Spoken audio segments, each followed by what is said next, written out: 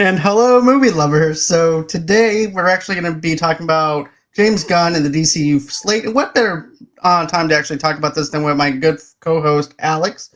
And then, of course, I have my other good friend Chris coming on here talking about the James Gunn slate as well. And then, of course, everybody knows William from Conversations About from his podcast. So I have everybody over here talking about this. I can't wait to dive into this. And without further ado, let's go on ahead. Let's get on with the show.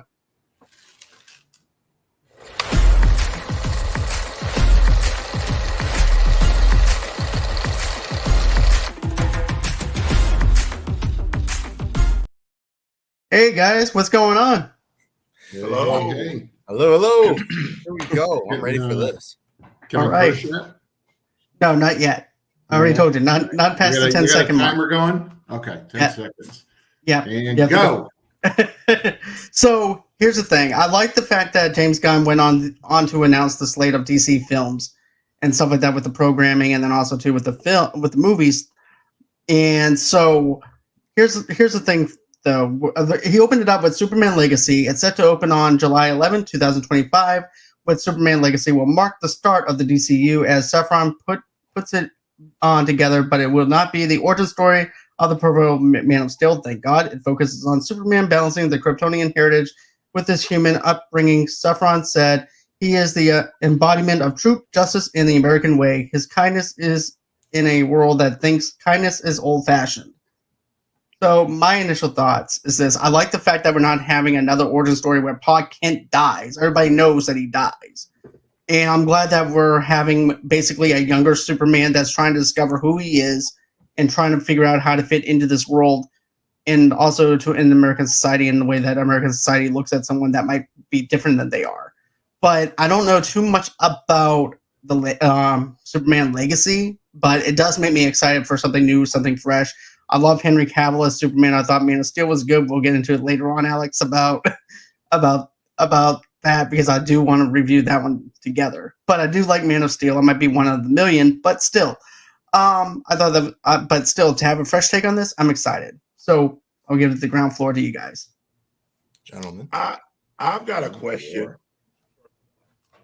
So the artwork that they used for a lot of the promotional stuff as they were talking about this was from All-Star Superman. Now, I don't know how much of that's going to get into the project. I don't know how much of that's going to get into the fabric of it. Here's my thoughts on that. Look at All-Star Superman. There are a lot of small stories that they told in that book series that they did, where each episode, each comic cover, like an episodic thing, that it did one complete story, leading to the point where they did throw a through line that Superman was exposed to too much of the yellow sun and basically had cancer. And he, in a blaze of glory, kind of goes out and sacrifices himself to save the world, type thing. And I'm like, I won't mind so much the fact that we get this thing. The thing I'm concerned about is the fact that the Ta-Nehisi Coates Superman is still being worked on. I almost feel like this is another example where it's 2 steps forward, 2 steps back, Go quote the song from that one. Go back and look at that reference. But here's my thing. James Gunn, Peter Safran, I'm like, look, your boys did this already. Because if they do the Black Superman movie that they're going to do at some point, I'm like, okay, at some point, you're going to have 2 Supermen again. You're going to have this. And then, I'm going to hold on anything else toward that direction until we get there. But there's more than one situation where we're going to have 2 of one of the big 3. And in one situation where we're not going to potentially have one of the big 3 because there's going to be stuff surrounding her, but not her in it. Which I'm just kind of like, I don't know how I feel about this. Like, if the goal before they brought in James Gunn and Peter Safran was to create a universe surrounded by the big 3, this doesn't feel like that's the answer. In a way, because with some of the stuff they're doing, it feels like it's still the same DC model that we had before. It's just 2 different people running it now. I don't feel like. Here's the thing. I think it's going to be more cohesive than what we've been getting. Because I've always said WB's basically the minions working in WB and being very reactionary to every single thing that you see, versus someone overseeing something like a Kevin Feige, for example, seeing the work. But it's better whenever two people are balanced out to where they can check each other's work to see which see and get it an okay with each other. So that's what I like about it. That's what I'm sold on. Is the fact that you have two people working together and not just letting it based off of one person and saying, okay, well, green light it. It looks like it's going to be good. You have two people talking about it among each other. It's like, look, man, I don't know about this idea. It could work. It could not work. But let's see what we can actually do with it. And also, too, I'm sure they're overseeing scripts, and they're also doing the auditions and stuff like that, too, pretty soon. But I'm thinking that they're thinking, okay, well, depending on the storytelling, depending on the script itself, I'm thinking that it'll be good. We just have to know the direction that we want to go in and make sure that we have the right director and place for it. But it seems like to me that they're actually trying to make a more cohesive universe than what we got. And here's the thing. I like the fact that we actually have a plan now versus how DC was run by the other executives before. At least now you're actually embodying and entrusting James Gunn, who directed Guardians of the Galaxy, which made over $1 billion. You also have Peter Safran, who made the Conjuring franchise. Not only did he make the Conjuring franchise, but he also ended up making The Rocketeer back in the 90s. You also have his fingerprints on other properties that he's done. So therefore, I have to say I have nothing but trust in James Gunn and Peter Safran. But that's just me on that part. But what about for you, Alex? Oh, well, for me, you know my opinions on the DCEU. I'm not gonna sit here and bash it because there are things I hated about it, but there are also things I loved and wish they did more of. But we don't know how it's gonna go out until we actually see the movies. But based on what we have so far, I like that there is a game plan. Like, hey, here's what we're gonna do. I appreciate that. I like a nice little outline. I'm like, okay, I don't quite see how these are all going to be connected. You're going to do Superman, then you're going to do Swamp Thing and Booster Gold. Like, yeah, they're in the DC universe, but I don't know how you're going to connect them, but we'll wait and see. I'm sure they'll find a way to do it. It feels like they're going the route, without the, using Superman Legacy, for example, they're not doing an origin story. Same thing with The Brave and the Bold, not another Batman origin story. They're just jumping right in. It kind of feels like they're going the animated movies route, like the DC animated movies where, there's no really origin story. It's just like, here's a animated Batman movie. Boom, there you go. You know who Batman is. Now watch this story. I feel like they're going that route, which I personally appreciate because we all know these characters, and then characters like Swamp Thing and Booster Gold, they'll most likely have origins because not a lot of people know who they are. But I'm excited. I'm excited personally for a lot of these projects. I've never heard of Creature Commandos or the Authority. Me either. And I'm like, these are very James Gunn-esque choices. He's like, I need at least 2 projects with D-list heroes or people that no one's ever heard of. So I'm excited for those because I know he always does well with those types of movies and shows. And then I'm secretly most excited for Paradise Lost because I just liked how James Gunn described it. It's like a Game of Thrones style story on Themyscira. I'm like, that's really cool, and maybe that will lead to another Wonder Woman movie, and then we'll have our Trinity, our holy Trinity of super DC heroes. Finally, but I'm excited about it. I like that there's a plan. I'm glad we're getting a nice clean slate. I'm still iffy about them keeping Ezra Miller around for the Flash movie. We're going to talk about that in a few minutes because that's something I really want to get behind. As a matter of fact, I actually have a article that I'm going to read out, and then we'll go on and talk about it as far as what the article says, and then we'll speculate on that. Okay. No, so I'll save that for later. But yeah, I'm excited for this. Bring it on, especially a new Superman movie where he's not like a brick wall in terms of personality. Yeah, I'm excited. Okay, I'll let you have the ground floor now, Chris. Oh, thank you. Yeah, you know, I mean, I'm super pumped to kind of see what they do with this, and I love a few of the things they're doing. Creature Commandos is awesome, right? And I suspect he picked that kind of like Guardians of the Galaxy, pulls someone who's kind of different and unique, and not as many people know about them. Um, Having said that, there's probably still a couple people who watch your show who like me, and I'm going to fix that right now. So, look, I hate Superman. I have always hated Superman, right? He's like this, he's a god, right? And not a god like Thor, you know, who's still kind of fallible. I don't know if that's the word, fallible, but he's the only time they ever defeat him is they shoot him with something with kryptonite, right? I mean, that's pretty much it. Other than that, he's pretty much you can't beat him. And so there's no excitement there. They really haven't picked any great Superman guys to play it that I've just really grooved on.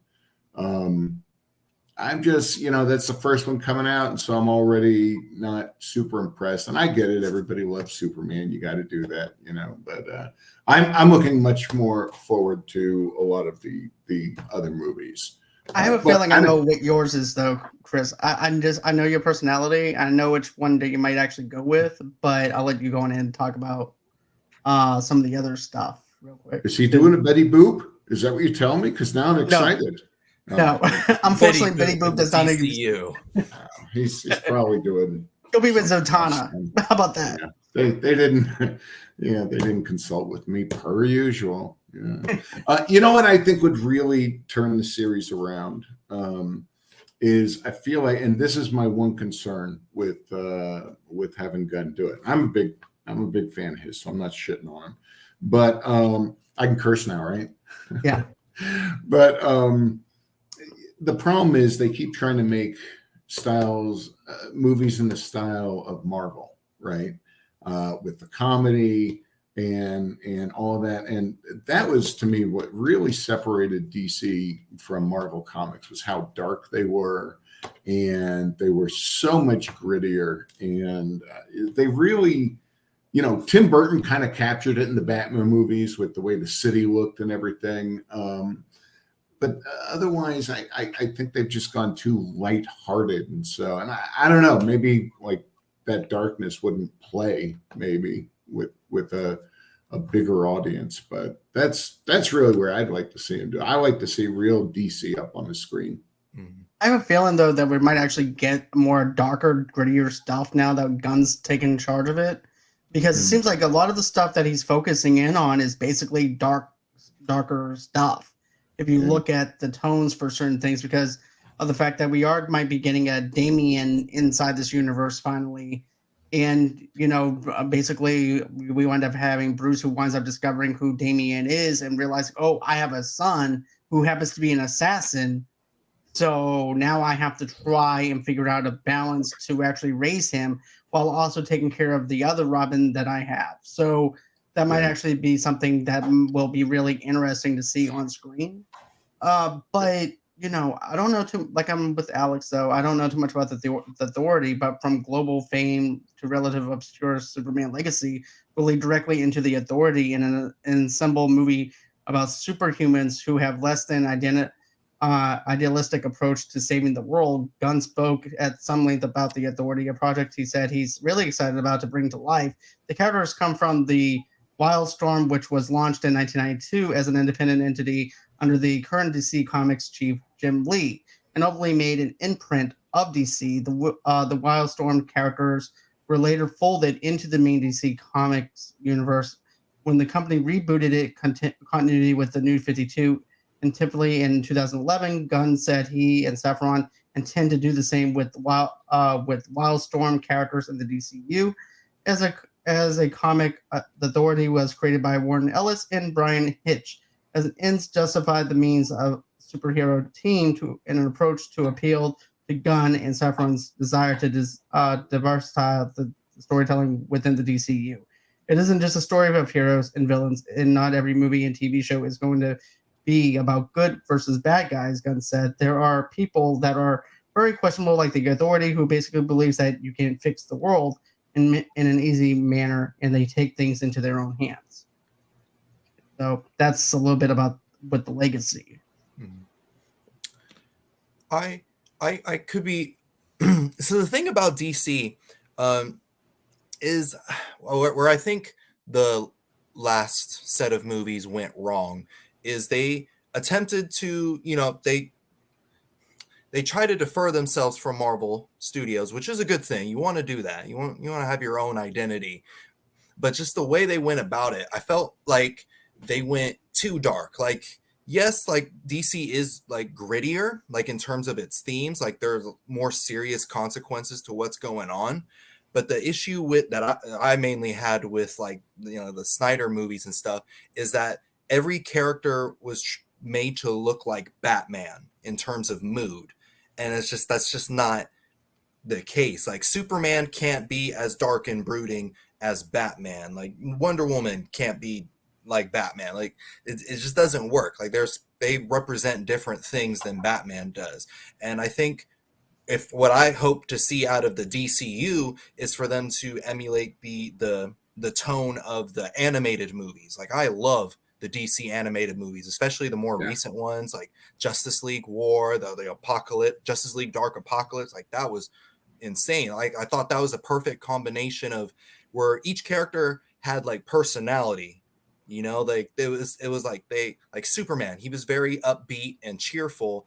At the same time, people are getting brutally murdered by Doomsday, like body parts are getting thrown around, like it's insane. And I'm like, that is like perfect in terms of what I expect from DC.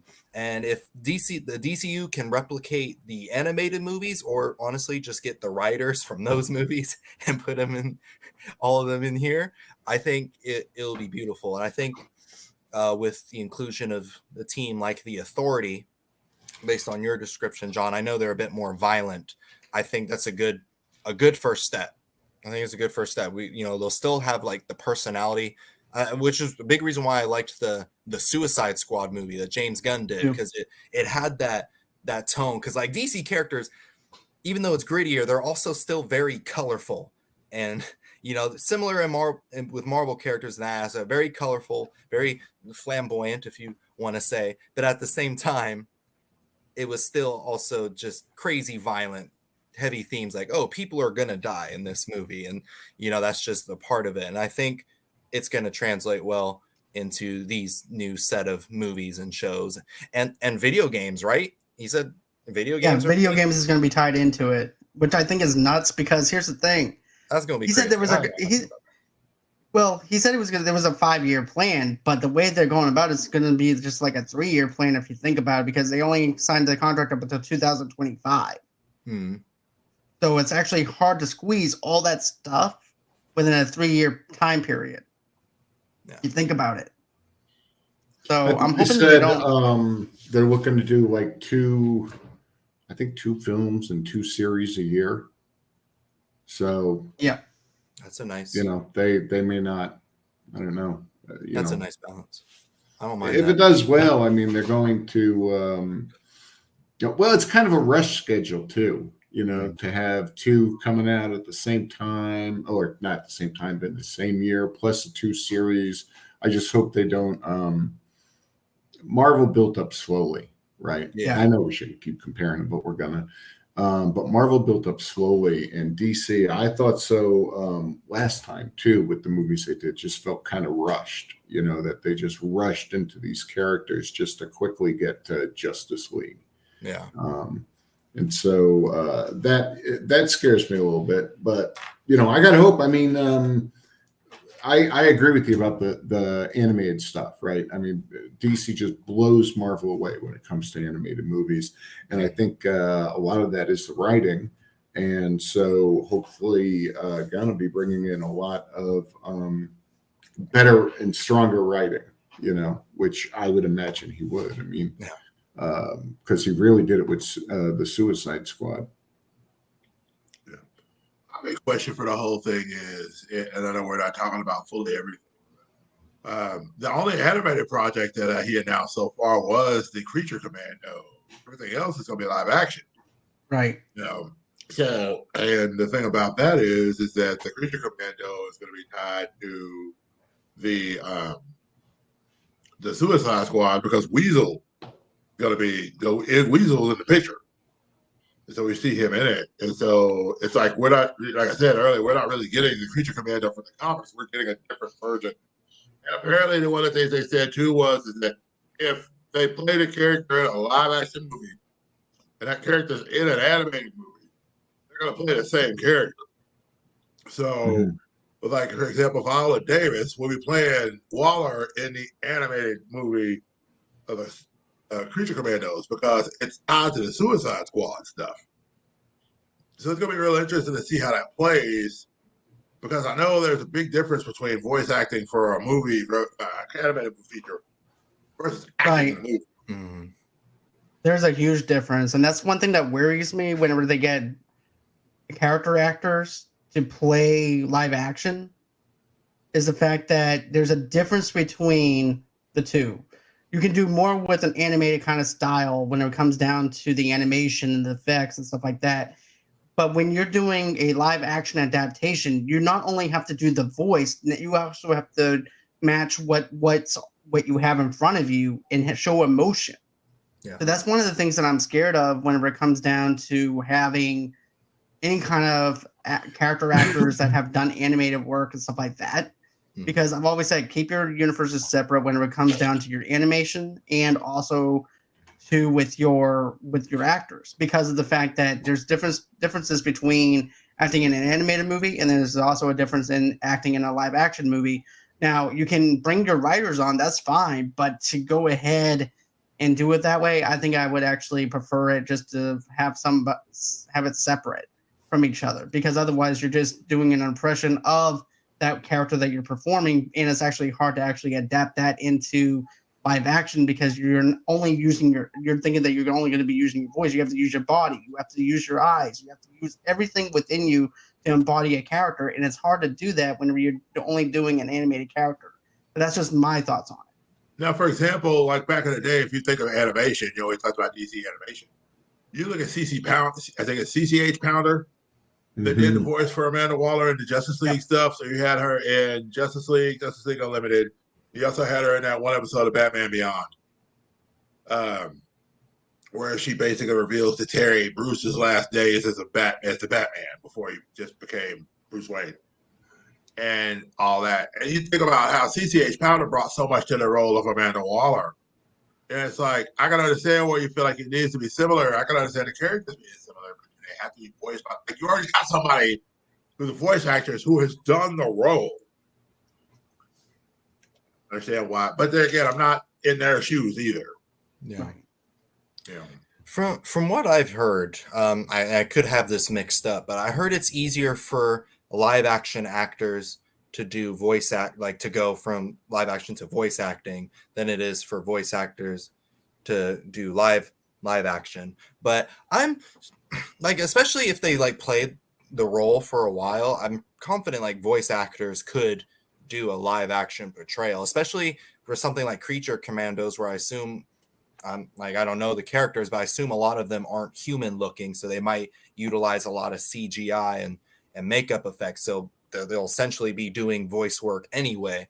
Especially they're for no like worse characters. than Congress. Huh?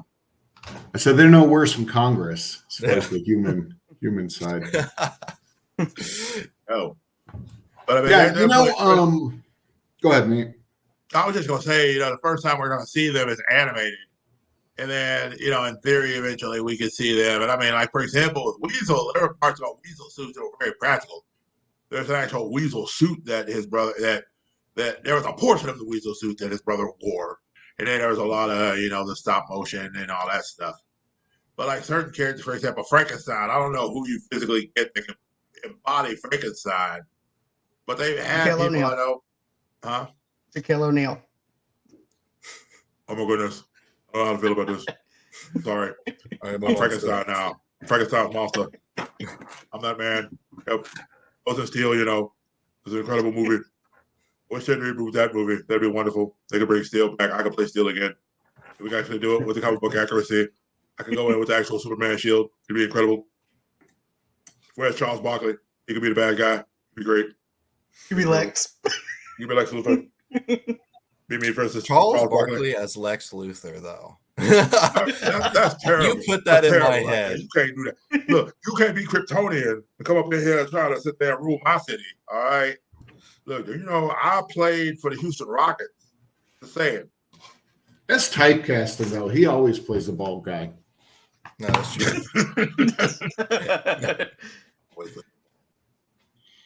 But so what I understood was that they are planning on doing the Creature Commandos live action as well, right? That it's going to start with one and they're going to build it in.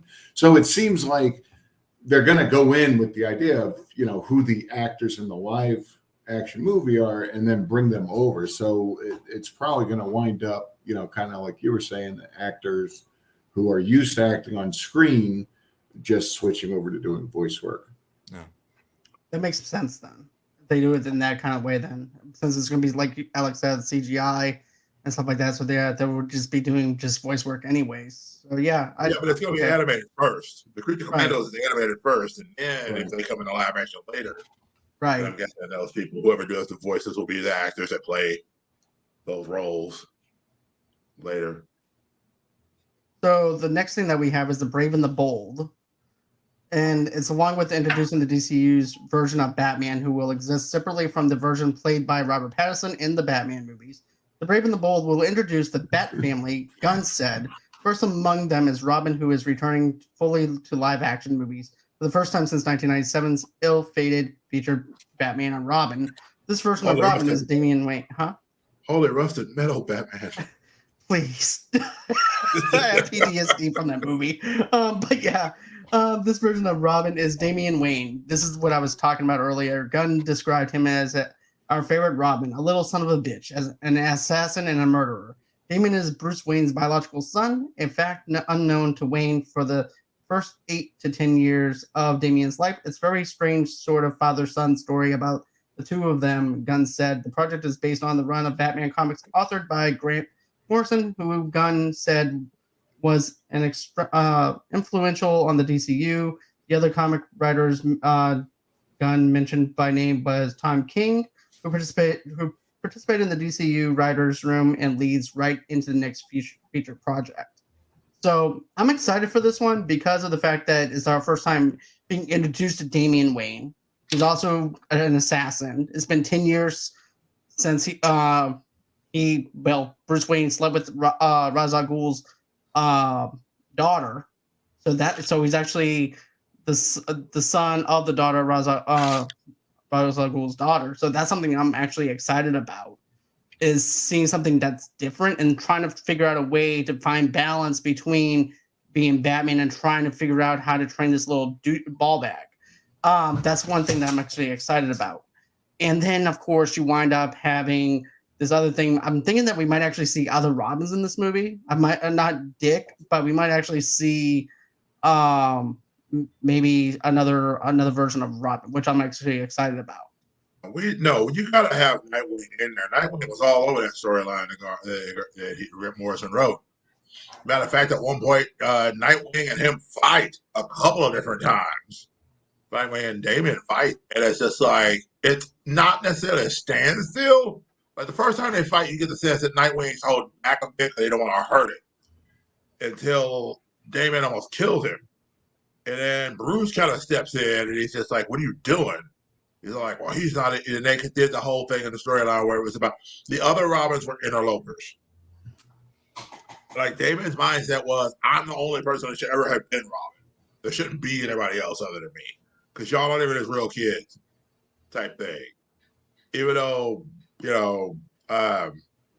Dick was adopted by Batman, and so a lot of other Bat families, whether it was a legal adoption or not, they all got adopted into the fold of the mission. And so, but Damian's whole thing is anti-that. He's like, no, they shouldn't exist. So, I'm excited. I'm happy. I really hope Nightwing, I'm sure he would come into a live action for the first time in ever. We had a live action Robin, but Nightwing, yes. Can we get Chris O'Donnell to play Nightwing? Can we Can we please just throw the internet in front No, of people? No. he's much too old. Unless they get Ben Affleck to be the DCU's Batman, and I don't know, is he older than Chris O'Donnell? I think he's older than Chris O'Donnell. But I will Okay. say this as a Good, side man. note, though, I think the best way to actually have Ben in this universe is to have him direct a Batman movie, so that way he doesn't feel like that he's forgotten in a Mhm. sense. So I think that would be the best way to go about giving him a chance to direct his movie like he wanted to do. It just won't be like the way that it was going to be set up from the beginning, but I think that would be the best way to do it. But that's like a little small side note as to what I wanted to say whenever it came down to Ben Affleck. Nice. Yeah, I would be so happy to see Nightwing. Hopefully we'll get even a little brief cameo with Red Hood or the what's the Tim Drake Robin, Red Robin, is that what he's Yeah. called? Yeah. Batgirl. I want the whole Bat family there, and they just embrace Damian. I hope that's Here's the my most question. story. You mentioned Batgirl. Do we get the Batgirl that they killed the film on? Or do we actually get a whole different Batgirl? Bring her along. I liked her in The Heights, that actress. Go ahead. Well, what about for you, Chris? What about me? You know what? I want him to bring Carrie from Dark Knight Returns. I liked her. She was badass. I thought that was. I like that that version because you kind of got to see her learn. Go from this high school kid to Robin. I think Damian Wayne is a pretty dark and cool character. It'll be interesting to see, if he's a murderer and assassin, how do you get an audience to relate and like it? How do you keep him from being a bad guy? So it'll be really interesting to see how they manage to do that. And I'd be really interested to see who winds up playing Batman for that. And I know it's fun to shit on Ben Affleck. I actually liked him as Batman, so I hated Pattinson, which I know you kind of liked him. I'm glad he's not coming into the DC universe. I couldn't stand that guy. You follow the Norman Lear idea. If you want to deal with Damian, you have Damian get the best lines as a kid who's delivering the best lines. And in that way, you have him be endearing that he's trying to murder everybody. But you still give him the best lines because of the fact that he's a child. But you also have a Batman who, while he wants him to, he knows he's formidable, but he has to remind him constantly, you're a child. You're not making decisions. Like, I think one of the funniest jokes in the whole bit in the book was Damon kept asking to drive. No, not driving. He's like, but I can drive. I've learned from such and such. I don't care. You're not driving a Batmobile. Like, it was just a running gag throughout the whole book. Right. I think, the problem they've always had with Damian, especially in the animated stuff and in the comics that I read, is they don't really give him human qualities as far as human emotional type qualities, right? Which kind of fits in the character given how he was raised. But that's a very hard sell to an audience in a movie. You've got to be able to find that somehow, right? So it'll be interesting to see how they add those qualities on while still staying true to kind of his upbringing and stuff. I think it's going to be really neat. I'm pretty excited about that one. I'm excited about that one too because I want to know the counterbalance of how Bruce is going to handle it and handle that situation. Yeah, and which Batman are we getting, right? Right. Are we getting the most experienced version of Batman, but he's not exactly the oldest Batman? Are we getting a year 6 Batman in this Discovery? Right. Are we actually going to see Talia? Is she going to be involved in the story like she was in the books? I think she would have to be. There's that pull with Damien because Damien is learning how to become more like Batman. But at the same time, she's like, okay, I don't want you to become any of your father's weaknesses type thing. And so there's that point where there's that pull between coming back where he kind of comes in the middle. He's like, look, I can do what I'm doing, but I can be just about it. I don't have to kill everybody. Right. Yeah. Yeah. I'm in agreement though. I'm thinking though too that when you're looking at relatability, right, Chris? Whenever you're looking at this, like, how do I relate Right. to something like that? I think you can actually relate to something like as far as father figures go and trying to figure out how to counterbalance your personal life with your son's life and how the son can fit into this world that he's created around him and how he fit and stuff like that. So I think that's where you can get the relatability from the audience of not knowing where to fit in society or not getting along with your father and then trying to get a father-son relationship kind of deal. So I'm thinking that's how you would actually pull in the audiences that way because everybody has father issues. I mean, most people do. But Right. I think that would be the one way to actually pull in the relatability to it because I know that nobody can actually relate to being an assassin or being related to being a millionaire. So that would be the only way that I can think of on that aspect, you know. And we've also left out the most important factor of any father and son relationship when it comes to the Bat family. That's the ultimate dad of the Bat family, which is Alfred. Right. Because he's the one It's true. It's that true, man. teaches Bruce humanity. But if you remember, what's the moniker of most people that have written Batman well? Bruce Wayne is the costume. Bruce Wayne died in the alley. Batman is what he really is after that. Right. So Right. Alfred's the one that's constantly having to work with him, and maybe that's the way you do the relatability. It's the Master Wayne. He may be the child of a mother that's an assassin, but what kind of man is he going to be a child of? Right. Right. How are you going to impact him to help him be a better person?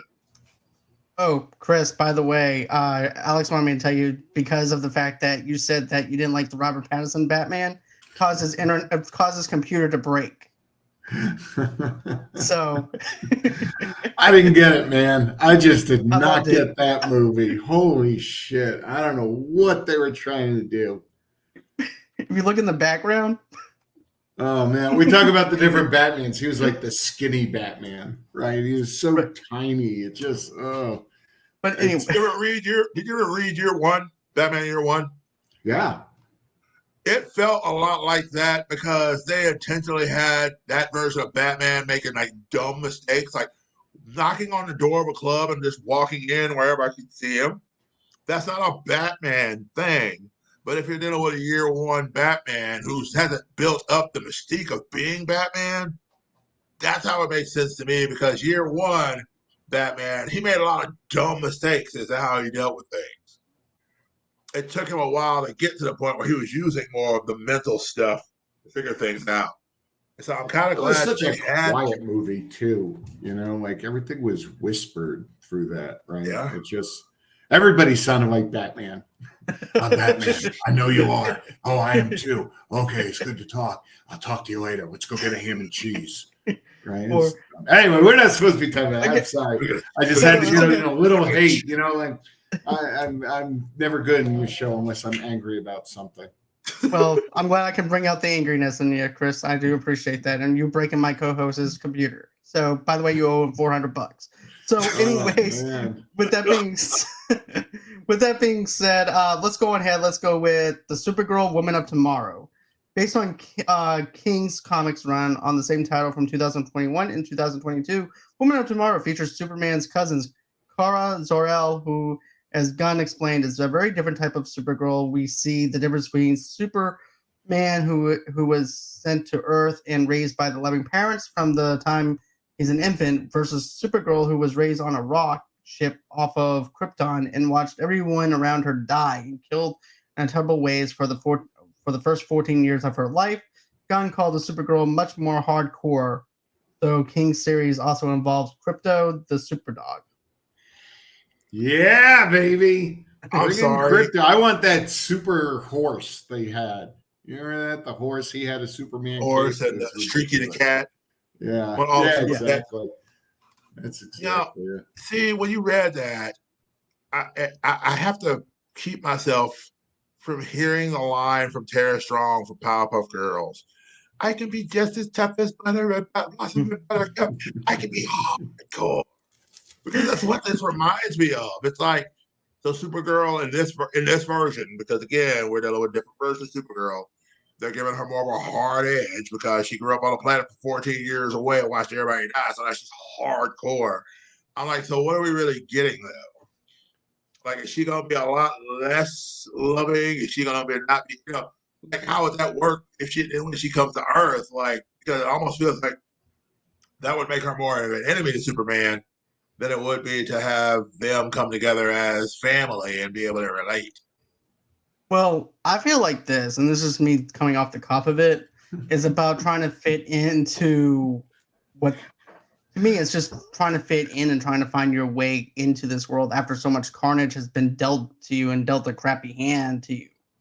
And trying to find happiness within that darkness that you're in that playset of because of the 14 years of her going through something. And I don't see her being as a happy person at all in this movie. I see her more of the fact that she's ticked off because of the fact that she was watched her people died, and then she doesn't have anyone but Clark to actually lean on. So I'm wondering if she's going to have that balance where she's going to be leaning on Clark a lot. I just realized that James Gunn's DC universe is going to be like one giant Jerry Springer episode, right? You're just going to have people, superheroes, throwing chairs at each other, and Damian acting up and being sat in a corner, and that's what we're getting. When you say it all in one show, you start to get this. I can see it though. Thing coming out. Everybody's mad at everybody else. And Bruce, we're gonna bring out your son now, and you haven't seen him in 10 years. So let's go see what he's been up to. Well, F my dad. He hasn't been around for me in so many years and everything. All he did was leave me with a cheeseburger and told me that I was a good kid, and that was it. He didn't even leave me the keys to the Batmobile. And all of a sudden, you see the crowd booing at him, at Bruce, for being a bad father. I didn't even know he was here. His mother didn't tell me he was real until just a few days ago. How am I supposed to relate? I don't keep goblins if I got a kid. I got a kid. A child. I got a child. All of a sudden on the Batmobile that has, kid on board. My kid is a top assassin in the league. This should be a bumper sticker. Like, here's my question too: do we get a potential like Deathstroke coming in? Because again, part of that story, if I'm not mistaken, had to do with Deathstroke coming in and trying to take out the other assassins. And so you have a Deathstroke component in there. So I'm wondering if maybe Deathstroke comes after Batman in that movie. Like, I don't know. I'm not 100% sure how that works. I would scream and cry if Deathstroke was somehow involved in The Brave and the Bold, because he's a cool villain. Even though I'm annoyed with the whole like, oh, there's a hero there's a villain that's similar to the hero. Deathstroke is one of the exceptions where I'm like, no, okay, that's okay. Batman versus Deathstroke, Damian Wayne versus Deathstroke. That I'm cool with that. So this is the other story that I want to mention, and this is the one I think that's up Chris's alley because I know I'm a huge fan of this property as well because I grew up with the TV series. But it's Swamp Thing. Swamp Thing, baby! I cannot wait. And here's the thing: I'm going to read a brief thing that he said, and then after that I'll go into mine. Then after that I'll go over to Chris, and then after that we'll go into our discussion. But easily the most extreme example of Gunn's and Safran's conviction to diversity by the DCU, Swamp Thing will investigate the dark origins of Swamp Thing, Safran said, through the prism of horror. By way of explaining further, Gunn referenced the initial reactions to the Guardians of the Galaxy joining the Marvel Cinematic Universe and initial questions about how Rocket Raccoon would work standing next to Thor. That mashup quality wound up being one of the highlights of Avengers Infinity War and Avengers Endgame, Gunn argued. Gunn said they're one-upping that approach with Swamp Thing. This is a much more horrific film, but will still have Swamp Thing interact with the other characters, he added. But here's the thing. I love Swamp Thing. Swamp Thing is hands down one of my favorite characters whenever you look at the Justice League Dark figures and stuff like that. I just think that he would actually be better in the Justice League Dark stuff if Gunn ever decided to touch on that, because I think that Gunn would actually shine with a Justice League Dark using his Gunnisms to be able to do something like that. Because I want to see a Constantine. I want to see how these characters would interact with each other, but also too, I want a more horrific Swamp Thing than what we had in the old TV series, and then of course we had the movie that Wes Craven did back in the day, which I enjoyed. I enjoyed that one, but I want to see more of an updated version of it. I think that Swamp Thing is an underrated character that nobody really knows that much about. They know of him, but they don't know him the way that we would know him. And I think that would be a great. I think Gunn is actually the perfect person to be able to land this. And I think that I think he should be the one who directs this movie. That's just the way I look at it. Yeah, I'm so pumped for this, man. I love Swamp Thing. And, you know, the TV show, the movies, they were fun because they were camp and everything, but it was such terrible effects. And they really wasted, I think, in a lot of ways, what is just such a great IP. Man, Constantine, they got to put Constantine in it. I mean, if you're going to do a movie, you're talking matchups, you got to put Constantine. If I'm in the theater and I'm watching Swamp Thing and Constantine shows up, I'm splooging right over my popcorn. Too excited, man. That would be just great. Gosh, I'd really like to see. I like James Gunn. I like him a lot, but I would really like to see maybe someone who is good at very dark horror movies do this, right? Or maybe like James Wan. Yeah, I mean, wow, he'd be fantastic, right? It would kind of take this very serious, and there'd be a lot of blacks and darkness, and I think that would be awesome. Didn't James Gunn do Brightburn? I think his production company did. Okay, because Brightburn was pretty horrific. Yeah, it was a good movie. It was a really good movie. You know, and so I mean, I feel like he can do it. I mean, would it be nice to have Sam Raimi or somebody like that do it? Sure, but then I feel like if Sam Raimi did it, that's going to be more horror comedy than it would be horror. Right. No, I'm thinking more like James Wan, like you said. He'd be, great doing something like this. I think it would be really cool to see, and I hope they play it like that and not just for laughs. Right. I'm super excited about this one. Brightburn was directed by David Yorleski, written by Brian and Mark Gunn, and produced by James Gunn. Okay, so he produced the movie. Okay. Yep. I knew Gunn had something to do with it. I just didn't remember what. I really like Scott Derrickson. I think that's his name. He did the first Doctor Strange movie, and he did Sinister?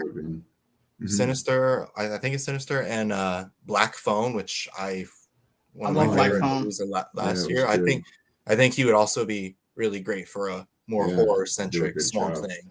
I think he would definitely pull it off too. Right. The problem is he's like, we're making this more horror, we're making this more, and then you got to bring them all together, right? Yeah. How do you bring the different genres and make it feel like one universe, right? Because it's not the universe just because you bring all the characters together. You really got to make that whole, make it feel that way, which Marvel did a great job of, right? Like it just felt like no matter who you were watching, they were part of that universe, and it's just gonna be so interesting to see if they can pull it off.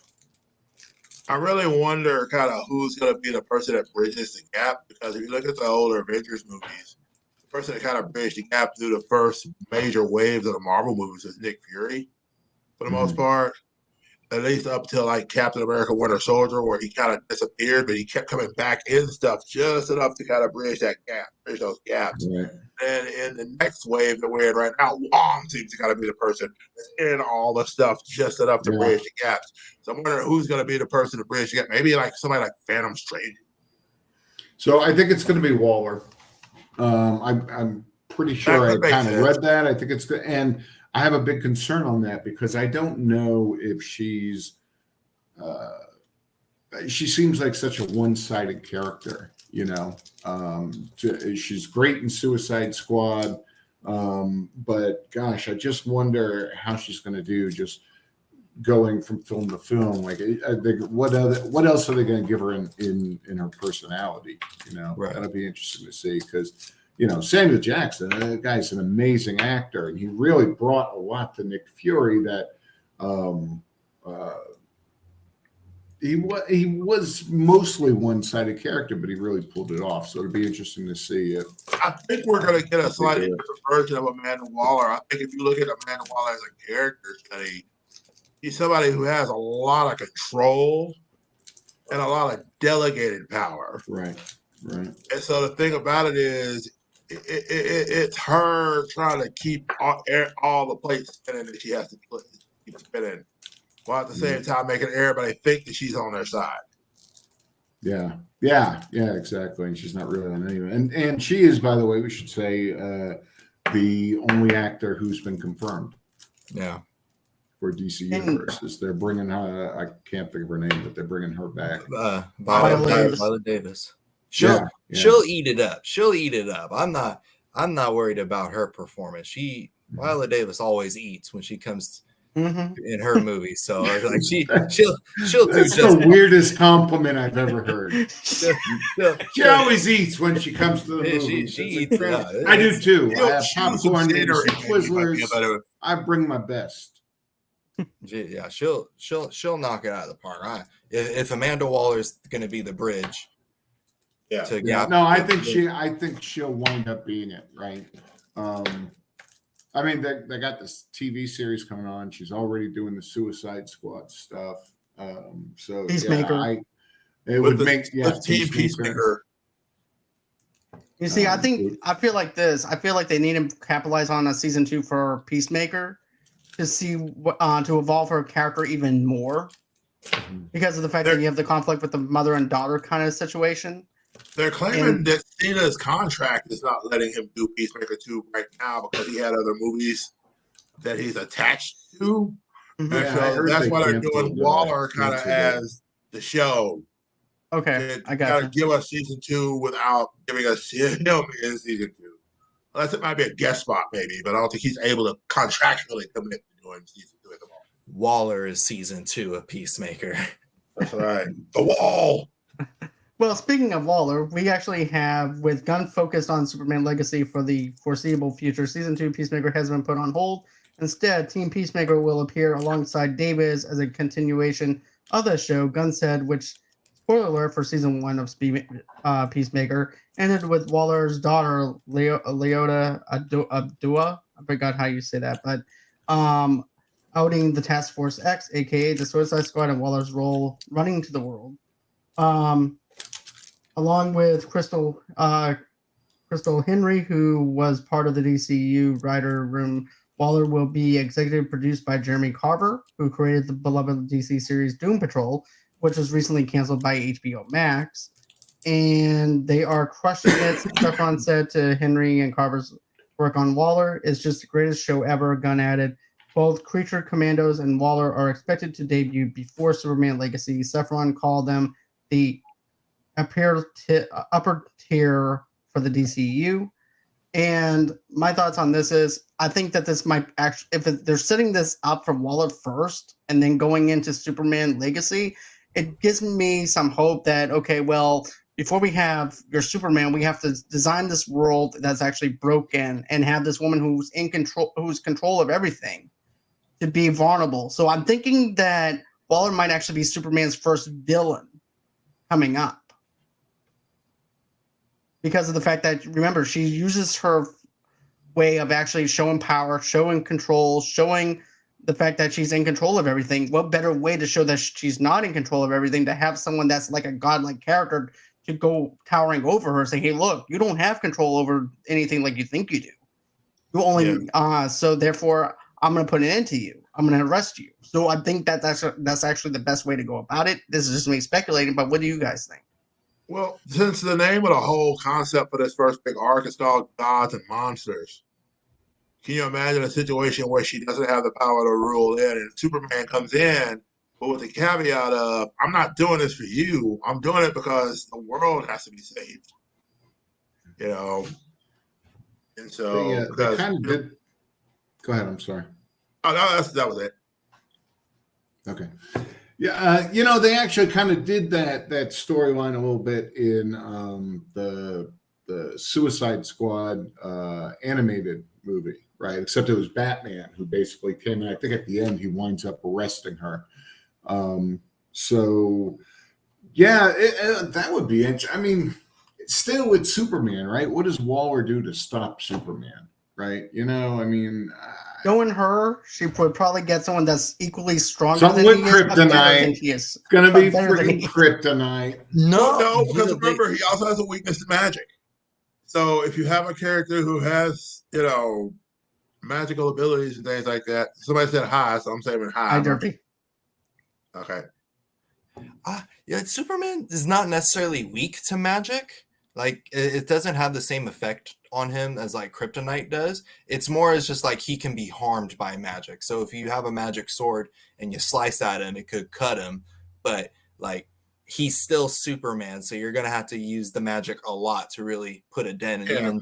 even for a lot of magic users, that's not enough.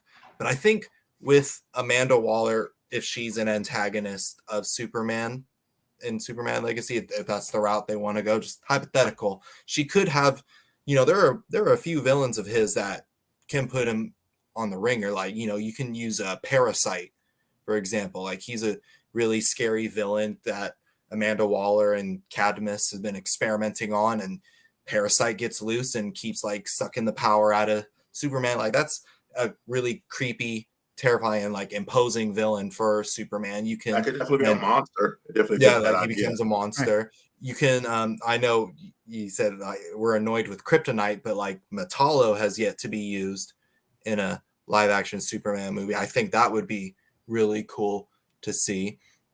Or you can use or maybe just have Metallo, Parasite, like those are cool first movie imposing villains. I feel like that they can utilize. I think we're still stuck, like people are still so stuck on like Lex Luthor, the people who make the movies, so stuck on Lex Luthor, or people really want Brainiac, and I want Brainiac too, but like save him for later. Brainiac needs to be like a villain that's almost a league forming villain. Yeah. Like if you start to see the league coming together, that's the type of villain you need to bring in, where he's gonna enslave everybody. Yeah. The Superman by himself is not enough to stop it. Yeah. I think what will happen is Superman will come home to his apartment, his condo, after a hard day of being a god, and there's going to be an Amazon package there with a little card that says "From Lois." He's going to open it, and they're going to be like kryptonite edible underwear that Amanda Waller has actually sent to him. And he's like, "Oh, Lois gave me these. I'm going to surprise her tonight." And then, boom, she's got him. Maybe not. I don't know. That's different. I have no idea. Yeah, that's definitely different. That's why they don't ask me to write their movies. That's the whole movie. It's just it would be an entire Superman edible underwear. That she wore. Shriveling up into like a mass of nothing. He'd be like, my super nuts, they're shrinking. My balls. Lois, I'm sorry. We're going to have to reschedule. I didn't use my manscape. I think I'm going to be sick. My manscaping. Superman's doing a little racing stripe. Jimmy Olsen, I don't feel so good. There is no episode you can do, John, that I can't take down like this. I do appreciate it. You already took down Alex's computer, so why not go for the whole show? Took down my computer with your slam. What's next? What can I do to Will now? Watch your computer. It's going down, Will. 5, 4, 3, 2. Oh, goodness gracious.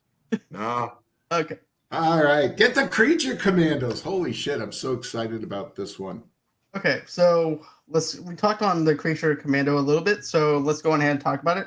This is an anime series for HBO Max. This is the very first project greenlit by Saffron and Gunn, who has written every episode. The show is already in production. The Creature Commando characters were first launched in 1980. The premise features Frankenstein's monster teaming up with a werewolf, a vampire, and a Grogon to fight Nazis in World War II. It doesn't appear that Gunn's version takes quite the same approach. Weasel, one of the characters from Gunn's 2021 film The Suicide Squad, is one of the commandos along with Rick Flag's father, Rick Flag Sr.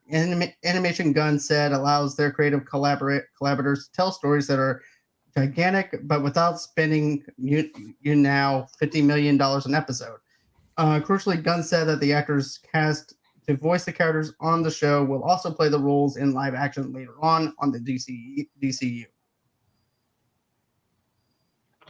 So, Okay, thanks. You're welcome. Okay. Okay, so we no, already have man. So okay. Will and I have both read this comic, and it sounded like you guys didn't. It was so unique, right? One of the things that DC did so much better than Marvel was war comics and horror comics, and very occasionally they would put horror and war together. It was always Nazis; they were always going after Nazis. And so I really can't wait to see this. It was just a really unique team. And, there's so many different Marvel does stuff that has heroes that are so close to DC, and DC has heroes that are, interchangeable with a lot of Marvels. But there really, I don't think, was anything like Creature Commando. It was very unique, especially in the 80s where everything was just superheroes, right? Go get those old Creature Commando books with the old backstories of Creature Commando stuff, because when we get hot at some point, especially my favorite character in the Creature Commando was, I believe it was just she was just from Medusa. I don't think they gave her another name. No, she's like one of the females on the team. Maybe Gorgon, possibly, but she was basically a Medusa. And like there would be random points where she had to focus her vision to somebody. They had to stare into her eyes in order for her. Her to turn them into stone. So it's a little bit different than the baseline concept for Medusa, which is just look upon me and freeze. But it had to be an intentional situation on both sides. She could just look at somebody and they wouldn't turn. But she looked at somebody and wanted them to, they would. And so it's a little bit different play with the powers, but I thought it was really neat. The werewolf, of course, was the old kind of Lou Chaney style werewolf in a military suit. It was a different concept. And man, I mean, it was fun. I mean, I just don't know. And here's the thing. I've heard time and time again with everything James Gunn has done. Well, but James Gunn and Guardians of the Galaxy, I get it. That pass works great. You can't give that man that pass forever unless he can back that up. The thing is, he may be able to. And I wouldn't mind if he did. I would love to see this take off and do really well. But I just don't know. I mean, this is there are less obscure characters, but you don't get much more obscure. Like the Guardians, at least people had a heading of who the Guardians were. I mean, there was a Guardians book out at the time that the movie came out. With Peter See, I think it's the opposite, right? Like I think Guardians was a huge hit because so many people didn't know who they were, right? And I think it could be a problem with Creature Commandos because everybody knows Frankenstein and the Wolfman and Dracula, and they all have, it's been done so many times. So to try to create something unique there that everybody in the world knows of, right? I think it's going to be a lot harder than, I know Rocket's kind of a different character, and so is Groot, but nobody had ever seen anything like them before, and nobody, or very few, of the mainstream people who were going to see the movie really knew who the Guardians were. And I think that really worked in its favor. I think this is a much, much harder task for him to pull off. I agree. It'll always be a challenge, especially with characters that people aren't familiar with. But people do know Frankenstein, but like these are different versions that people won't be used to. But I think he can pull it off. Just like watching the Suicide Squad movie, like I had no idea who Polka Dot Man was. Right. I had no idea Peacemaker or Ratcatcher, Bloodsport. I'm like, who are all these people? My dad had the old Superman comic with Bloodsport on it. That's the only reason I knew who it was.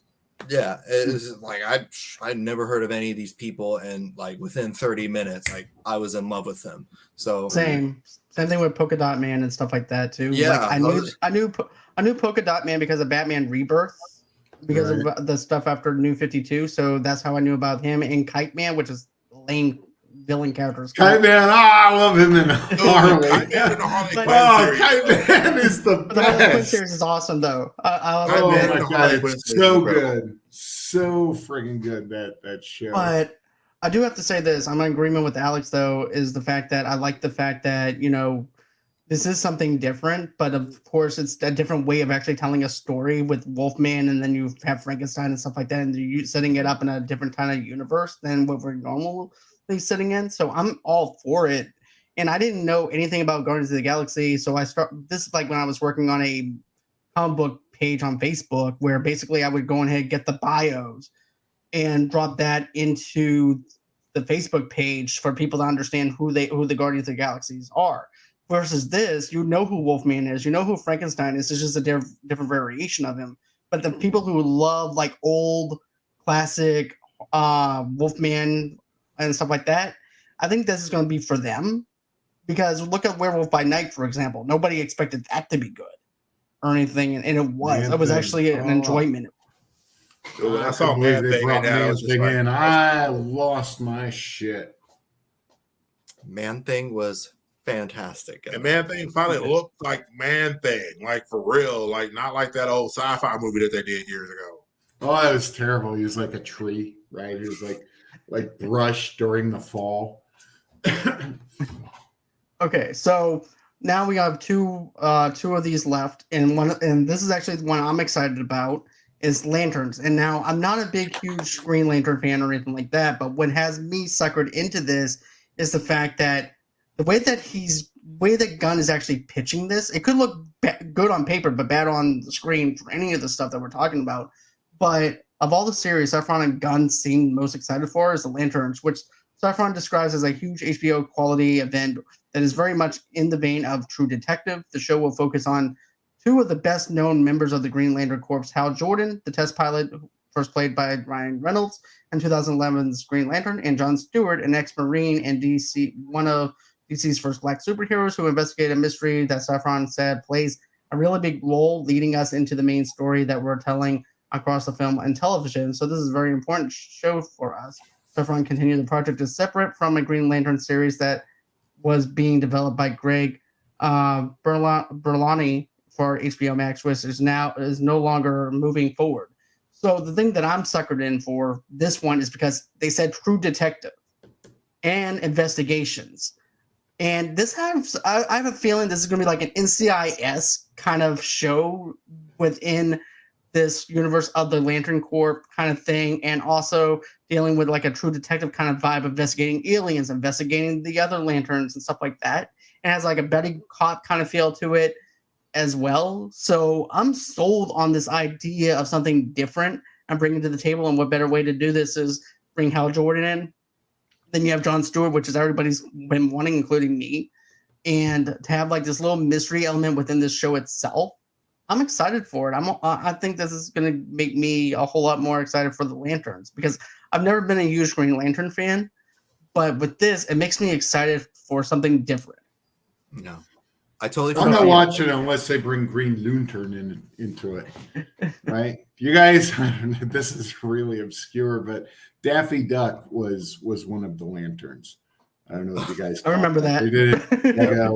I go DC, and I think in one of the comic books he actually showed up there. I'm not watching that thing unless he's in it. Maybe there'll be an homage where somebody's wearing a shirt that has him on there. Well, that would be pretty funny, wouldn't it? I can see Hal Jordan rocking a shirt with him on it at some point. Just looks at John. It's just like merchandising. What do you think? And John Stewart's just like, no, it's not gonna go well. When I was a kid, I loved Green Lantern, so I would hope that they really do really kind of show raise him up more as a hero. He got such a bad name from the Ryan Reynolds thing, which I'm going to say I don't think is a terrible movie. I don't care who hates me for it. I don't think it's a horrible movie. But yeah, I would hope that they'll be able to do something that will kind of bring it up some. Didn't they do an animated version of this or something? They've done very a couple of similar to it, animated right? With all the movies. lanterns. They did a couple of First animated Light. movies. They did one where it was like First Light, and it was Hal Jordan when he first became a Lantern. And then they just recently did a thing with Jon Stewart first becoming a Lantern. And then like Hal becomes Parallax during the course of it. And I'm just like, well, wait a minute. The Parallax is how long after John became a Lantern? Like John became a Lantern in the 70s. Like, I don't understand why. These newer DC cartoons, I don't know that they're necessarily keeping it in any real continuity. They're building their own. Yeah. But I do have a pitch. Okay. If James Here we go. Gunn and Peter Safran will listen, here's my pitch. Ready? They watch So, your show. Yeah, they do. The first episode of this show, by the very end, as they're trying to figure out who's murdering these people. They're seeing like alien tech. They're seeing like alien handprints. They're getting weird hairs that don't come from this world. Mother box is Weird found inside hairs. of somebody. Okay. No, don't mention bears, because if you mention bears, I'm gonna start going down that path of cocaine bears. That's a whole other Bears. I thought you said hairs. Different hairs. Yeah. That's what I thought you said. I think that's very funny. Like they're alien hairs. Because parademons off the toilet are weird hairy things. But anyway, so you see these little gashes and cuts, and you find a mother box at the very end of the first episode. So they go through this whole entire series trying to figure out what these mother boxes are, what the deal is, who's murdering these random people. They go to Star Labs, they go to all these different scientific places that are trying to figure out what these mother boxes are. So you get to the end of the series and they have to face a bunch of parademons. Again, they're lanterns. They've not faced parademons before. There's no context to parademons in this version of the DCU prior. So they're fighting parademons. They're going at it. Of course, yellow suits, if they really want to go funny, they can go into the original thing of the lanterns having a problem with yellow. And so the parademons are these big, dark yellow outfits. And they can't really do a whole lot with them with their rings because they're still trying to figure out why there's a problem with yellow in the first place. We hadn't gotten to the point where we've established that yellow is the color of fear, hence it goes against willpower, but we hadn't gotten there. Maybe by the very end of it, maybe they hear from Oa, and it's like the reason you have a problem fighting them is because of that. In the series, they're still working on trying to figure out who's killing these people. They're like, these obviously are the things that are killing them, but who's sending them? And at the very end, you see Darkseid in a chair for the first time. And all you see is the eyes. You don't need anything else. I don't need a voice. Just need to see the big hulking frame, red eyes. Fade to Black, season 2. And you just keep going and build up the big monster. Okay? So by the time you get done with the God of Monsters arc that you're doing, you've established Darkseid, you've established the Granny Goodness, you established maybe the Furies, you established this whole big threat from space beyond the world they're called to protect. So then maybe in season 2, you bring in Guy Gardner, you bring in Kyle Rayner eventually. You know, you bring in these other lanterns. So you're building up this idea that eventually some of the monsters they're going to face are going to require them to work with other people that are like them. And so that's where does Daffy Duck come into this? Again, the T-shirt. Hal Jordan rocks the shirt. I don't like it. All right. Maybe you bring him in like season it. 2. We'll compromise. I like it. I'll go on ahead and tell James. You have to be fight where all the lanterns are there. You can have Daffy there. That would be so awesome. Oh because, my God. Mogo shows up. Daffy can literally just be flying out of Mogo. Well, if they put Daffy Duck in there, I will buy a ticket for each one of you guys. How about that? Okay, sounds good. We all get a month of HBO Max for free just because of the show. Yeah, it's for free. I'm in.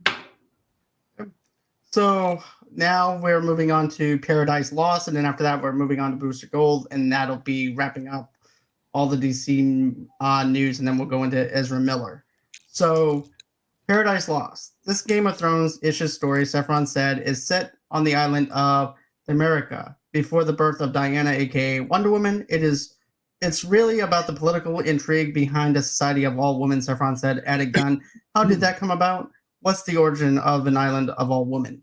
What are the beautiful truths of the ugly truths behind all of that? And what is the scheming like between the different power players in the society? The Providence title recalls the Paradise Island Lost comic series authored by Phil Jimenez and George Perez, which followed a civil war on America. However, that run, thank you, directly involved Wonder Woman. So there you go. Yeah, they haven't had a whole lot of luck with Wonder Woman, have they? I mean, I don't understand. I don't get that. Like, unless maybe they're telling a young Diana these stories prior, and as they're telling these stories, she's eventually growing up into becoming Wonder Woman. She's going through her training and she's hearing all these stories. That makes sense to me. Mm-hmm. But if you're just doing a thing pre-Wonder Woman, like, I've never really cared about Themyscira before Wonder Woman. It's not like, I mean, other than maybe Nubia, which I don't even know if they're going to have her in it, you know, interesting. That's just me. My problem is they've never done a good job with Wonder Woman in the DC universe so far, right? And this is one of those things I hope James Gunn comes and fixes it. I mean, she's like one of the biggest feminist characters, probably one of the first that we've ever had, right? She's this all-powerful woman, doesn't need help from a man, and then they take those other two movies and it's all about how, you know, she needs a man, right? I mean, it was so stupid the way they did it. It really the comics didn't shy away from that message either. So Steve Trevor was very much our first dude in the comics too. Right, but here it was, I mean, the theme was love conquers all, right? It really was. And the second movie did, I thought, even worse than the first one. It's just, I just want to see Wonder Woman kicking ass like Batman, right? I don't want to see a huge love story with her, especially, and I'm afraid if they do it as a TV series, it's a TV series, right? I'm afraid if they do that, then they're going to have this need to put in storylines, and we're going to start getting a love story on this thing again. So it'll be interesting. That's what made me bad about Wonder Woman 1984. They just took all the coolness out of her. Like, she needs her man. I'm like, she's Wonder Woman. She doesn't need a man. Yeah, she can want a man, but she don't. I don't want to lose Steve. See, Alex gets me. Yeah, I understand what you're saying because it's like the whole that, and then the whole him possessing the dude who had no agency over his body for the whole time, and then they hooked up, and then you're just sitting there going, so you do understand that even though you see Steve Trevor, that's not Steve Trevor you're with. Like, you're with a whole other dude with Steve Trevor's spirit in that dude's body. Like, if you reverse that situation and make it a woman and you have Wonder Woman in another woman's body instead, Steve Trevor had lived and survived the whole time, like, they had to cancel that movie in 2 minutes. Yep.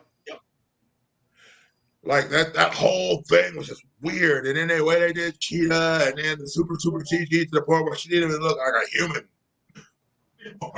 It wasn't. That would be good with Superman. Get rid of Lois and have him and Wonder Woman get together. I always like. They did comics for a while, right? Yeah, and it's a perfect matchup too, right? Because poor Lois. She's walking funny to work every day. I mean, there's no way Superman, He probably gives her like some sort of Kryptonian medications, just specifically. He's wearing a kryptonite. I'm pretty. There's probably somewhere in the bowels of the internet, there's something where it's just like, here's how Superman has sex. Here's how they do it. I didn't do it. But I'm honestly excited for Paradise Lost. I'm sorry I had to go grab my charger, so I probably missed it when you guys talked about it. But I think, some of the storylines they could do is, with a lot of the Greek gods, because I know they're a big part of Themyscira. So, you can introduce Ares and Zeus, Hera, and like how they created the Amazons, and just all the different Greek gods are all about drama. So there'll be plenty of stories to tell. You can have them fighting different types of Greek monster. Like, I think that would be really cool. Like, I'm down for it. I like, and having an island full of strong, powerful women is totally my jam. I'm always down to see something like that. And you could even have like the artificers fighting against the Amazonians for fear of them using them to make weapons for them, but not regarding them as real people. Because I remember one time in one of the Justice League episodes, you had Ed Asner playing one of the artificers for the Mascarians, and he was like, "You only use me for my weapons. Don't care about me. I can't even come to your island to deliver. I can't even come to your island to deliver the stuff I make." You know, it's kind of that idea. It's like when you can have these artificers having a union basically fight against the Themyscirians. Like, treat us with the regard for our weapons, but treat us with regard for who makes them. Don't just look at us as a lowly man, you know, who make your weapons. But understand that if we didn't make your weapons, are you going to make them? Are you going to learn how to do this? Right. But yeah, I'm not that excited for it, but I'll definitely check it out just to see what, since it says basically the Game of Thrones kind of idea of another person might not like the way that they're doing something, and therefore that someone that's just as powerful as they are is trying to take over that island and stuff. I'm all for it in a sense, but I need to see more from it besides the context of what they're giving us. But still, I'll give it a shot. It's a big problem when you've got a showrunner who's announcing stuff that's 1 to 2 years down the pipeline for most of it. Because you factor, okay, yeah, we're getting Flash, we're getting Aquaman, we're getting that stuff. And then it's going to be like in 2024, 2025 before we start getting a lot of this other stuff. You know, we might get the cartoon in 2024, but most of this stuff is going to be 2025. So it's hard to get excited about something that's going to take a while to develop, right? Yeah. So now we're getting into Booster Gold. Finally, there's Booster Gold, which allows the DCU to fully stretch into an outright comedy. While he may not be familiar to casual fans of DC, the character, also known as Mike Carter, is a fan favorite among devoted readers. Sephiroth called Booster a loser from the future who uses basic future technology to come back to today and pretend to be a superhero of the 25th century. Mike is disgraced former football star who uses a time machine on display in the Metropolis Space Museum at a gun. Basically, Booster Gold is an imposter syndrome as a superhero. So my thing is this. I'm thinking that this is how Blue Beetle, if they don't decide to get rid of Blue Beetle, I'm thinking that this is how maybe that he connects in with this DC universe, in a sense, with the technology and stuff. Well, Blue Beetle is going to be after Flash. So whatever way they do the reboot, he's going to be a part of the new universe. You could even do really cool flashbacks to Ted Kord's Blue Beetle. Because remember, Booster and him are real good friends in the comics. That's right. I forgot about that. And then also, you know, hey, you could also be like, hey, Chris, you know, my man from Guardians of the Galaxy ain't gonna be doing Peter Quill anymore. We could get him to, you know, shave up his face, and after that Mario thing where he's gonna make a bunch of money for being Mario, we could have him be Booster Gold, get that blonde hair going, shave his face and be real clean shaven as Booster Gold. We could use his comedic timing, you know, and then people will lose their minds on Twitter because they hate him anyway. Yeah, I think it's a missed opportunity. They should have done Plastic Man. If they wanted to go into the realm of humor, they should have done Plastic Man, which is so much better than Booster Gold was. Which is more of a James Gunn kind of character, which would be right up James Gunn's alley with Plastic Man. It would be perfect for him. Remember the episode of Justice League Unlimited where Booster Gold has to Basic Gold saves the world, but nobody remembers it. And like there's that whole fight during the episode between the Elongated Man and Plastic Man over who was able to do the stealth mission longer as a lamp. Oh man, I love Plastic Man. I wish they would do him. Maybe they introduce him in Booster Gold, and then you get the Plastic Man series in a couple of years. I mean, well, I guess we'll see, right? I've only read.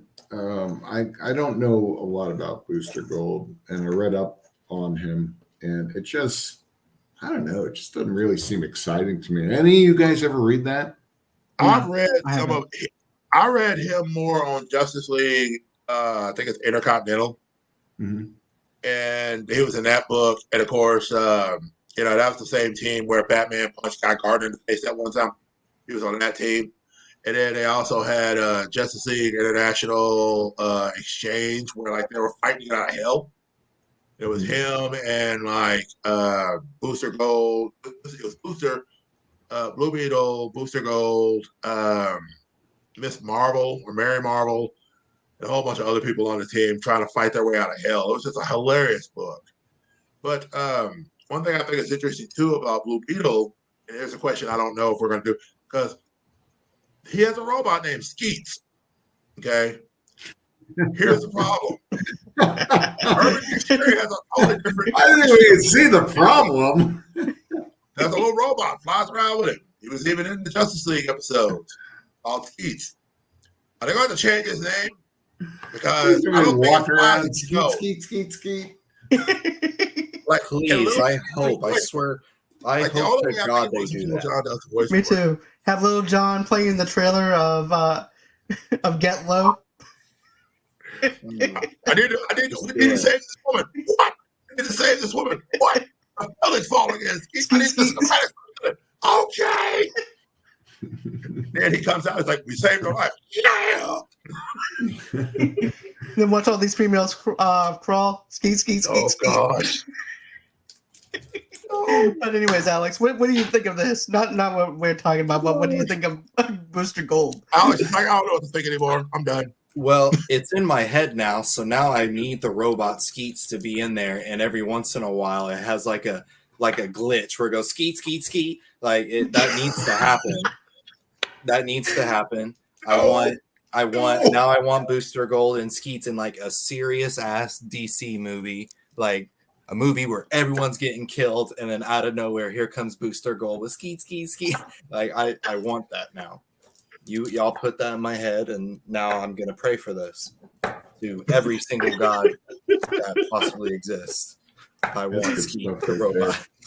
But I can see him have like burning a sage, and then doing Buddha next to him at the crucifix. Ski. Please. Alex is literally in the cave that Shazam and them are all in. And they're going, hey guys, look, we need this to happen, okay? Look, I need y'all to do me a favor. You want world peace? No, I need this cartoon robot to go skeet in the movie. Anyway, Booster Gold is like one of those, like I'm aware of him. I've seen him. I read a couple of comics with him in it. I grew up watching the Justice League cartoons, and he was in a few episodes. He was funny to me. I hated him in Smallville.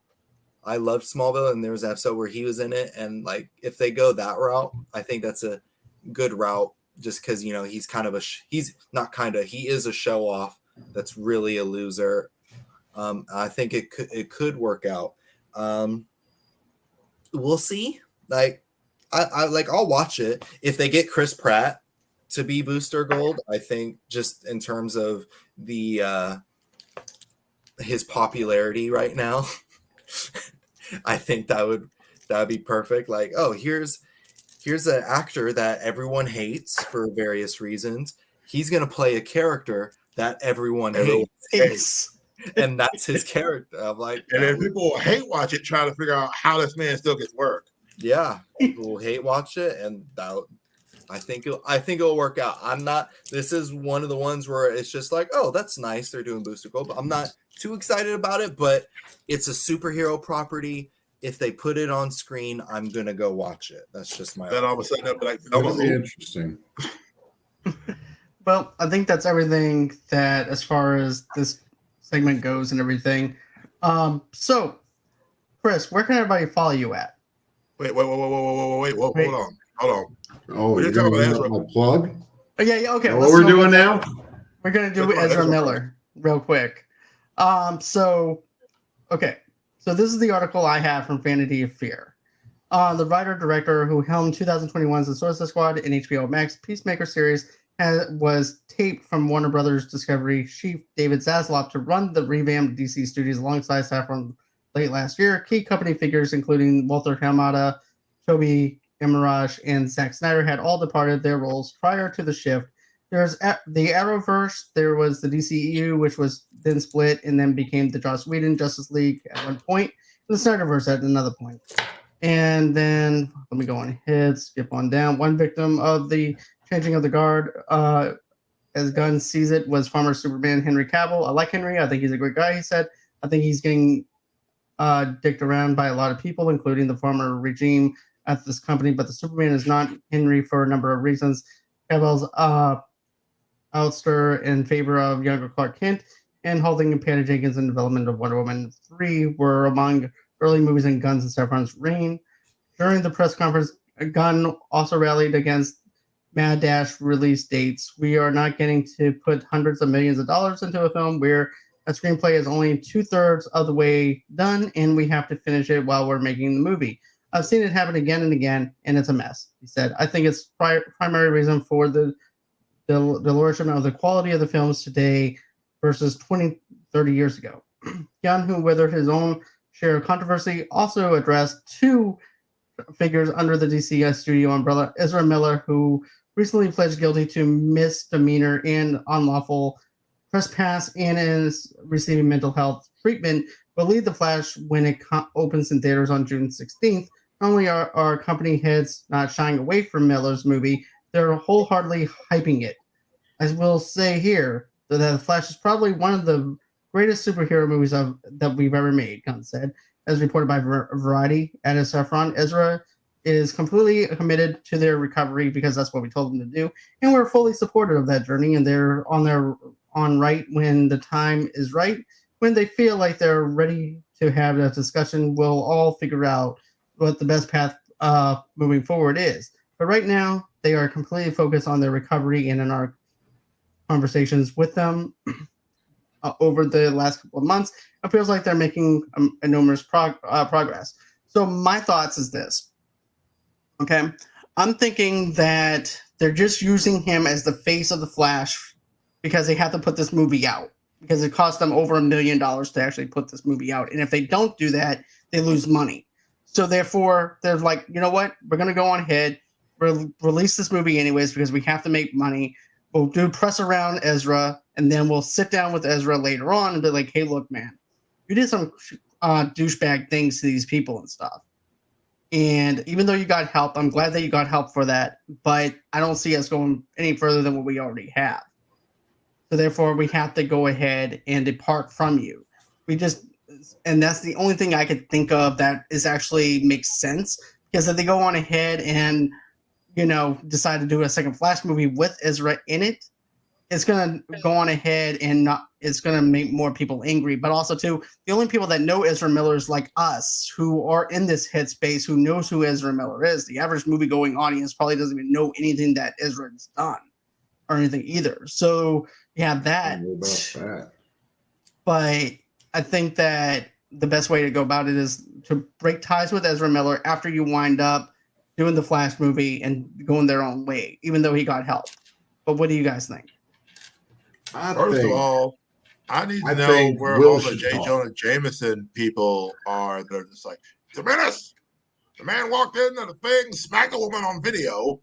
The man went in and robbed multiple people. The man had a sex cult at one point. The man was grooming children under the age 18. I'm like, I'm sorry. At some point, I'm sorry, it's not good enough. I went to counseling. It's not good enough. When they let Ray Fisher go for a lot less. Nobody's talked about Ray Fisher. Nobody's trying to redeem that fact. Okay. Yes, I've been black all my life. Yes, it's February. I'm going to have a minute for a rant. Okay. If DC wants to fix their woes, they should have cleared things over Ray Fisher, because they were able to prove other people came out against Whedon saying a lot of the same stuff that he said. They didn't fire Gal Gadot. They didn't stop working with Sarah Michelle Gellar. They didn't stop working with any of the cast of Buffy. They didn't stop any of that. They made sure that the man who plays Cyborg, who was supposed to be a bigger part of the Flashpoint movie, was gone. And they've not addressed it since. And so to me, I'm like, okay, this man spoke up about a situation he was wrong and had a legitimate reason to be wrong, and spoke up about it. And their response to him was, we don't want to touch him. He's toxic. You mean to tell me that this dude is less toxic than that? Right. But yet you're telling me it's okay to keep him on board potentially beyond this movie. Potentially. I'm not saying they're doing it because they haven't made that. Because a lot of the stuff that's been said about him has been said from the standpoint of the Warner execs. I got you. So I don't know how Gunn and them feel about it yet. Because I don't know if Gunn and them themselves spoke on, other than they know that obviously Warner wants to get this movie out. And even though they killed Batgirl at almost the same budget. And I'm just like, you got Grant Gustin right there. Like Grant Gustin's last season of Flash is this year. If you wanted to tell that story, you've already introduced a multiversal piece into it. You already did a thing where they crossed over in Flash. It wouldn't be that hard to have Brian Gustin, if you wanted to do it, to come in and be involved. I'm just saying. He has been for almost 6 months. He was on news every week for something. So like I said, you can't tell me that him being accused of grooming people under the age of 18 isn't a major problem. Right. And we don't know that that's not going to happen again. I'm hoping that I think it's all real. I believe it's all coached up by WB on what they wanted him to say. I think it's all hoopla. I think it's just him. Okay, Ezra, what we want you to do is we want you to go ahead, go see counseling. And then after that, we want you to go ahead and repeat everything that we're telling you and say it to the press because it actually sounds good. That's how that's how I looked at it whenever it was first like that. Because it's very much like a studio political kind of way of actually handling things. And that's exactly his response. It didn't seem like a legitimate apology. I'm sorry, but it's not. Yeah. Like I never saw him go back and be like, let me go pay for the people who are hurt. Let me go restitute the situation. But we just aren't hearing anything. When you've got that much drama around you for that long and then it just goes dead silence, somebody's either covering up a bunch of stuff or people just being really, really quiet, hoping it all blows over. We just forget that it happened. That's a problem for me. Yeah, I think if Ezra Miller doesn't screw up again and Flash makes a lot of money, Ezra Miller's in Flash too, right? I mean, ultimately the studios care about money. Why did Ray Fisher not come back and this guy did, who did far, far worse? Because they had a lot of money invested in this guy. Same thing with the other people. Whenever when they still have that opportunity to make money, they kind of let the shit go. And so I think if he doesn't do something even worse at this point and Flash makes a lot of money, he'll definitely be in it. Mm-hmm. Having said that, it's funny, I think, and I'm not I don't know anybody who's an Ezra Miller fan, but his characterization as a Flash in Justice League was probably one of the few joys for me in that movie. Like, I just thought he played the role really, really well. And I was so excited to see the Flash movie, especially with, Michael Keaton and everything. And it's disappointing that he's put such a pall over the movie. Definitely is. Yeah. What about for you, Alex? So I also like what Ezra Miller has done with the character, but at a certain point, there's just like I care more about other human beings than I do a superhero movie, and it's just the amount of stuff that they did. I just can't release. I can't condone. So do you not watch the Flash movie when it comes out? Probably not. No. Oh, well, at least I probably won't watch it, or I at least won't pay money to see it. Pirate. That'll teach I know a guy. Just kidding. Don't throw my business out there like that. But I feel like hopefully what I'm hoping that Warner Brothers is doing is just like, hey, let's just get this movie out because we already filmed it. We already paid all types of money for it. Let's get something out of it. And then as soon as it's done, let's cut Miller loose and find someone else. Cause I hope that at the very least, that's what they're doing. If they decide, if it does well and they're like, actually, Ezra Miller is okay. He's not doing anything worse. We're going to keep him.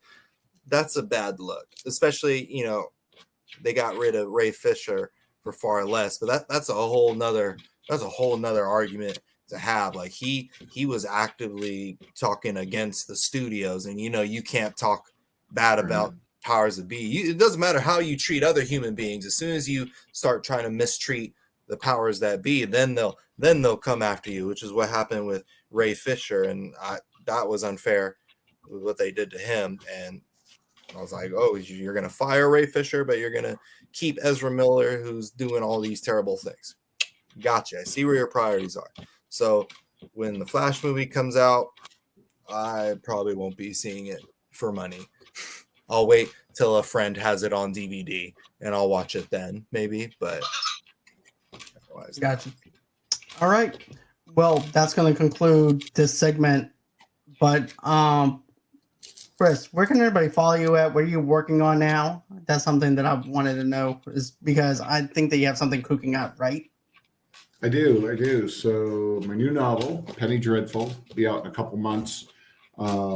Very different for me because I always do this. I do very adult books and fantasy comedy stuff. And so this one really I did more for kids because my nieces wanted to read my stuff. And I'm like, you can't read my stuff. And so they're both 13. So I wrote this for them so that they could read one of my books. So I think it's going to do really well. I've got a much bigger market and stuff. Or I'll wind up on Fox News, right? This child's author was writing about demons and angels having sex live at 5. So otherwise you can get me right, exactly. Otherwise you can catch my YouTube channel, CT Minori, watch my web show. I fucking suck at video games, and I do constantly on that show. Or just hook up with me on social media. Or come to Panama, man. I'll buy you some lunch at Mike's. Okay. Sounds good. What about for you, Will? Well, Conversations about ... is the place where we talk all sorts of pop culture and everything from Marvel movies to DC projects. Matter of fact, we'll be recording tomorrow, and we'll be talking about this exact same thing. The James Gunn announcement and our feelings on it. Good, bad, the ugly, and all that jazz. Mm-hmm. I'm unlike Movie Lovers United. We can't do the trailer reactions as well as you guys that I've been able to be a part of. I don't know. I put in some bad trailer reactions before, though, for myself. but anyway, Cocaine Bear, yes, greatest movie ever, 2023. Yeah, the greatest thing ever. It's gonna be the greatest thing ever. I'm telling you right now, man. Roman Reigns is gonna come show up in the movie, and he's gonna have to deal with the new honorary Uso. It's gonna be the Cocaine Bear. Yeah. Anyway, yeah, conversations about ... where you can podcast and things like that. Right now, that's where you can find me. That's where you can hear me. What about for you, Alex? What do you have going on for your channel, your Patreon, and all that stuff too? Everyone can find me here at Movie Lovers Unite, but you can also find me over at A-Town Reviews, where I post movie reviews every Monday and Friday, trying to do Friday. So come check it out. Let's hang out.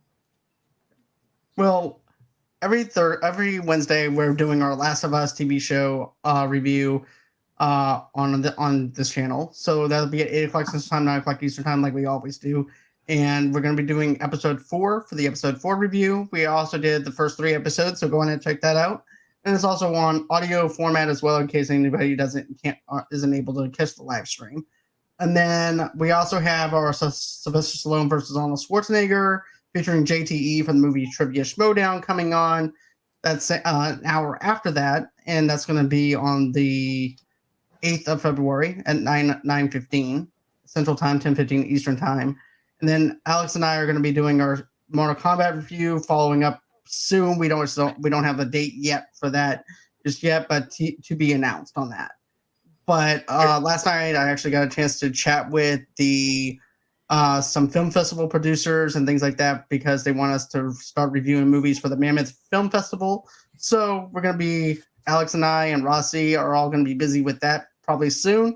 And that's everything that's going on over here at Movie Lovers Unite. I hope everyone has a great and safe day. And did you say, hold on, sorry, it just hit me. Did you say Schwarzenegger versus Stallone? Yeah, which one had the better filmography out of the The two better question is who wins in an argument between the two of them? That's the question. Because they're having a fight. It's like, oh, Rocky was the greatest movie of all time. Okay, I mean, Rocky inspired nations and millions. You've obviously never seen Terminator, the greatest movie of of all the time. chopper. Especially Terminator 2. You see Robert Patrick. People are scared of him. People are scared of Put him. the cookie He down. was a peacemaker. Yeah. John Cena. John Cena was the only person he was the only person he could see because he couldn't hide from Robert Patrick because he was too bad of a man as a Terminator. You're wrong, man. Okay, it's horrible to sit there and deal with this. I mean, this is crazy, Arnold. I mean, I know you're good. I know you're a bodybuilder. Come on, man. You got hit in the head too many times alone. It's not how hard you can hit, but it's how. Yeah. I was in Mortal Kombat. You in Mortal Kombat? I was in Mortal Kombat as Rambo, man. What are you talking about? I'm in Expendables. You've been in Expendables? It's like, yeah, you put me in a second movie. I can't follow up with that. All right, everyone, have a great and safe night, and I'll see you guys on the next one.